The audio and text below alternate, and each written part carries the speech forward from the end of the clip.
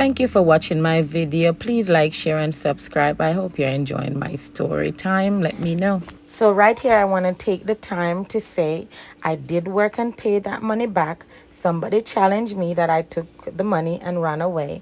Had I not paid it back, my guarantor would have to, and I would not let that happen. Thank you. Peace. I was on the in a CJ kitchen, she do mackerel and rice, sugar and spice and everything nice. Checking out the house, see the cake, them a rise. Her hands are blessed by Christ. When you see the bread, put the fruit cake. Now make your fruit cake, mackerel and dumpling, every little something. Whenever you're dreaming, whenever you're wishing, for the recipe, check CJ's kitchen. CJ's kitchen, yeah. CJ's kitchen, yeah. CJ's kitchen, yeah. CJ's kitchen, CJ's kitchen. Okay. Welcome back to CJ's Kitchen. I would like to say happy Emancipation Day and happy Independence Day to all my Jamaican citizens. Proud to be Jamaican. The song says, I'm a born Jamaican, I'm a girl of the soil. Yes, I am. Anyways, this is to continue where I left off and how I got locked up while not undocumented, but not illegal, but probably undocumented. How would you say it? Like undocumented. I came in with my visa. So I was not illegal.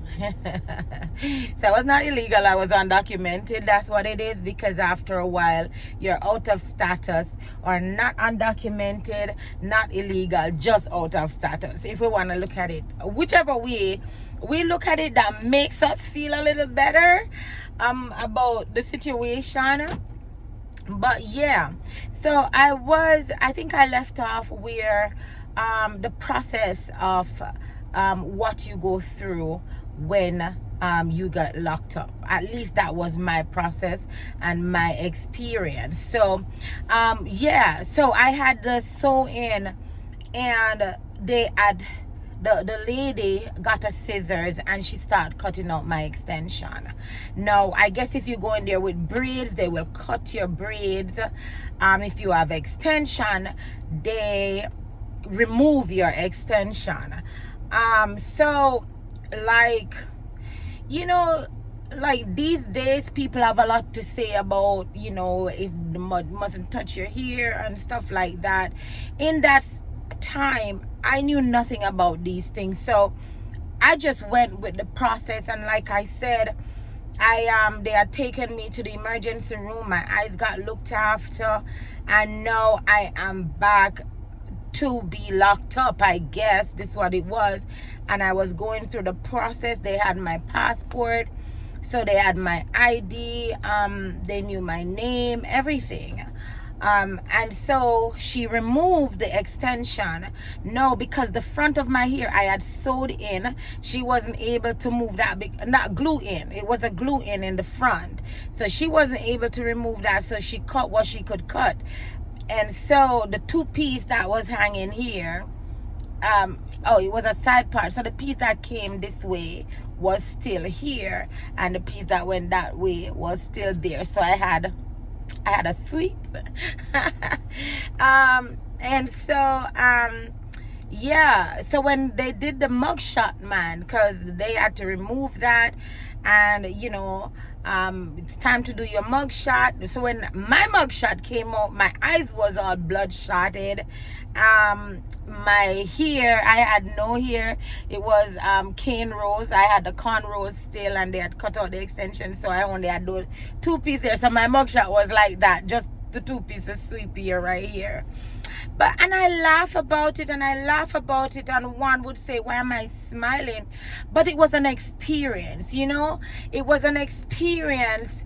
And one, I realized police has nothing, in that sense, police had nothing to do with immigration, whether or not you're in or out of status, unless you've really committed a crime.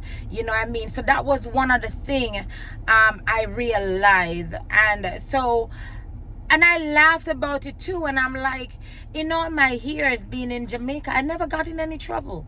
I've never gotten any trouble. Not nobody. Yes, me and my neighbor might have a squabble, and I just don't talk to them.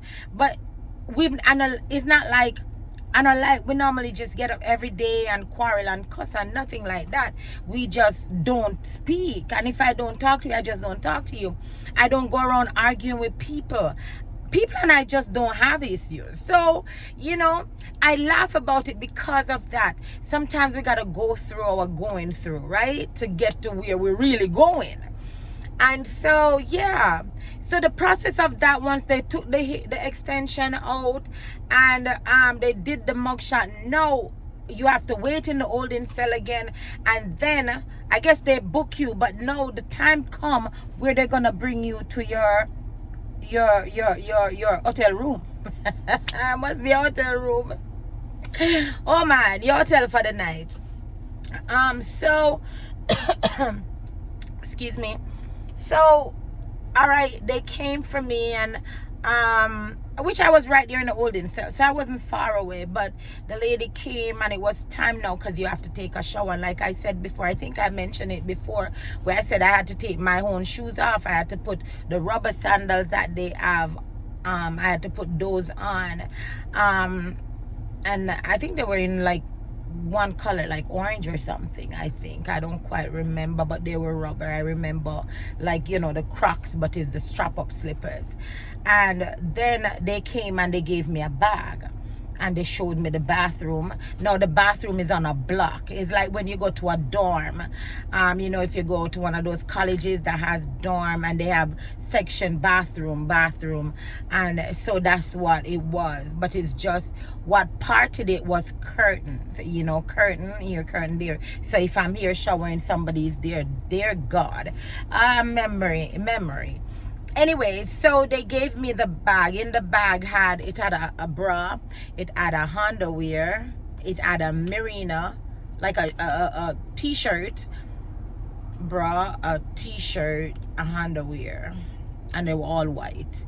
And then you got that two-piece suit, which was black and white, a pants and a jacket, black and white stripe. So and I think you have person who probably be embarrassed about it. I was never embarrassed about it. I talked about it because it was something that happened to me, and it was a learning process for me. And I think going through that, I don't think I had any fear of being in the country, because that's me. But going through that also taught me something, that even if somebody said to me that this is a possibility, I can say no, unless you have like real crime stuff going on. Anyway, so you go into the shower room, you go into the bath, and in the bathroom, and then they have a little cup with a shampoo and a cup with the body wash and stuff. I guess everybody feel like they gotta wash their hair. I guess if you have the long flowy hair that is yours, you can wash it and stuff. And then you have the body wash, and I took a shower. Now these clothes that they give you, trust me, they are worn clothes. They're not brand new. The underwear is worn. Everything is worn. Try not go to jail, people. Try don't go to jail. Everything was worn. The good thing for me, and what I remember and was glad about, is that it was that time of month for me, so I was able to get that thing that protected my body from them clothes, from their part of clothes. So that was a good thing. They gave me a very long thing, so so yeah. But anyway, so I went in there. Then after you took the shower, put the clothes on, that was when they did the mugshot. Yeah, the mugshot wasn't done yet until after that. That was when they did the mugshot, because the mugshot would have shown me in the uniform. And so then they took you to the place now where you're gonna stay for the night. They gave you another bag. In that bag, it had like a bed, in one of those kind of, it's like a yoga mat kind of thing, but sticker, and this is where you're gonna go and you're gonna put it on a bunk bed. So in that bag, I think you had toothpaste, toilet paper. It was like a little toiletry bag. They gave you all of that in that bag. You had a little sheet and you had the little thing that you put on the bunk bed. And so now you're gonna go make yourself comfortable on a pillow, and they were all tied into something. And if somebody here has gone to jail, I don't know if it's the same thing, and I don't know, maybe someone would want to talk about it, but that was my experience. And so I spent the night. I don't think I slept. There were other female in there. Nobody was troubling nobody, but listen, there were people in there talking like, listen, this is regular for them. Some people was just coming back in, and they were like, they know each other, and it was like, girl, you're back. And they were like combing each other here, and everybody was friendly and da da da da da. So now I'm over here on my own little space. I was on the lower bunk and stuff like that, but people are just talking to each other. They knew each other, but me just lay down because you know, I'm a newbie, and I don't know what is gonna happen. I don't know what they're gonna do. I don't know how long I'm gonna be in here. I just don't know anything. But so the following morning came, and it was breakfast time. So they gave you whatever they gave you. I couldn't eat, so I remember I handed one of the girl my food, my breakfast, and she was happy with my breakfast. But I gave her the breakfast because me I look friend. Yeah, I want to make sure me have a friend. Oh, help me, Jesus. I mean, I wasn't really thinking along that line, but I knew I didn't want to eat, and so I had given it. And about 12 o'clock, somewhere about, I think they came and they told me in the morning, somewhere around 11, 12, that I was going to see the judge, right? I was going to see the judge at 2. I don't know. I didn't know at the time how to see a judge, nothing of that. So right before, when they came for us to go see the judge, right before we saw the judge, a lady came to me and she said to me, whatever the judge said to me, just say yes. No, this woman tell me to say yes. Jesus, I'm gonna go say yes now, and I don't know what I'm saying yes to. What if I go say yes and then this man is gonna, the judge decide to send me to jail? But anyway, I went in and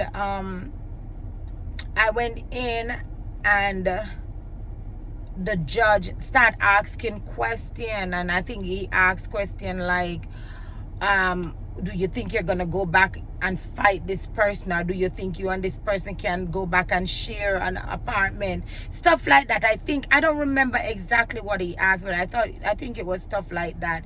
And when he asked me these questions, all the questions I said yes to, I agreed to, based on what the lady told me. I don't know if she was what they call those kind of lawyer, pro bono, not pro bono, what they call them, legal aid people, and stuff like that. I guess that's what she was. And after that was done, he said, okay, you're free to go on your own recognizance, right? That's it, recognizance. And but then I had to wait again for a while. So then, but they take me back to somewhere, and then I could change into my own clothes while I called my cousin girlfriend to come and get me, and she came and got me. And while I was coming out, the other girl was coming out too, and she had the gang that was at the apartment the night before. They were outside, and I saw them. So my cousin girlfriend was a light-skinned girl, one of them. Caucasian girl, and I was saying to her, those are the girls who attacked me, because I wanted to point them out. But she got scared. The white girl got scared. Did not play with no Jamaican. She got scared, but I could understand. And one of them was like, you know, going on like she bad and stuff like that. But anyways, I came out, and then I started getting calls, because we had court date, and I started getting calls. You mustn't show up at no court, because if you show up at court, them are gonna deport you, and this, that, because by this I had a friend, my same friend, she knew where these girls work, and she gave me every name. I knew one of them, because one of them, my daughter and her, I think, went to school together. So I know her name, I knew her name, and I knew the guy name, and I knew this one name that she and I had a fight. And so I got the name of the others. So I was able to do a report, and when I did the report, I was able to give all the names, you know. So then I was getting the threatening calls. I shouldn't go to no court and this and that and that. At this point, like, I don't care, I'm going to court. And they had given me like a legal aid person that was working with me and stuff like that. So when the day for us to go to court, when we went to court, I went to court. And I went to court, but then the case did not call up. So I went to see the lawyer. The lawyer told me to come in the office and stuff, and he explained to me that the judge threw it out because it wasn't anything. It wasn't anything to go through, cost money to go through trial and all of this. So the case was thrown out, and I would have gotten a letter in the mail that this was, you know, thrown out and expunged or whatever. But by this too, I had a friend in Florida that saw my mugshot, and she went on, because once somebody locked up, you can always go online and see their mugshots. So girls and people, friends and family, please like, share and subscribe. Yeah, I had a mugshot out there. It's no longer out. I don't think it's still out there. I don't know. I saw it when I came home. We were able to go and look at it, and I saw it, and I saw how bloodshot my eyes was.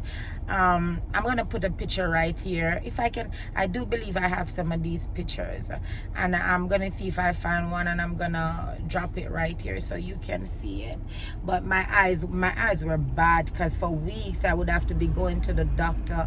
I had to wear shades. And then they had dilated my eyes. The doctor had put something in my eyes, and so, you know. So I'm gonna stop right here for now. So that was one of the process, one of the things that happened. But I continued, and my life continued. And that was the first in the first year that I lived here, and I survived that.